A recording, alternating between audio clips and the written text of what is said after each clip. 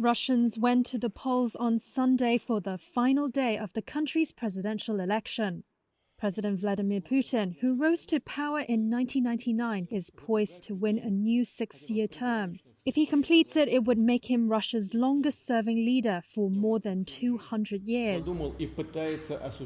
Opponents called on people to stage a symbolic protest against his rule at polling stations. Supporters of Alexei Navalny, who died in unexplained circumstances at an Arctic prison last month, have called on Russians to come out at a noon against Putin protest to show their dissent against the leader.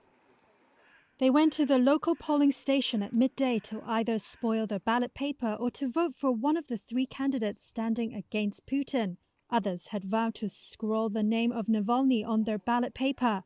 Reuters journalists saw a slight increase in the flow of voters, especially younger people, at noon at some polling stations in Moscow and Yekaterinburg. It was not immediately clear whether they are protesting or just voting. That would make Putin weak. Leonid Volkov, an exiled Navalny aide who was attacked with a hammer last week in Vilnius, estimated hundreds of thousands of people had come out to polling stations across the country.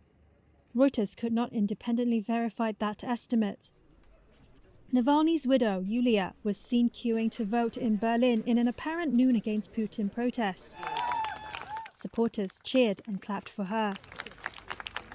Over the previous 2 days, there were scattered incidents of protest as some Russians set fire to voting booths and poured dye into ballot boxes.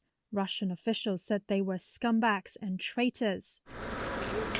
The Ukraine war, which Putin casts as a defensive special military operation, hangs over the 3 days of voting. Ukraine over the recent days repeatedly attacked oil refineries in Russia with drones and shelled Russian regions.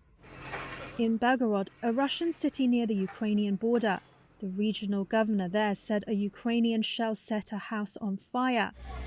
The city's mayor published a video of the aftermath. The Kremlin has sought a high turnout for the election. Putin wants to show that he has the overwhelming support of Russians. Several hours before polls closed, officials said the nationwide turnout surpassed 2018 levels of 67.5%. Putin has warned the West that any meddling in the vote will be considered an act of aggression.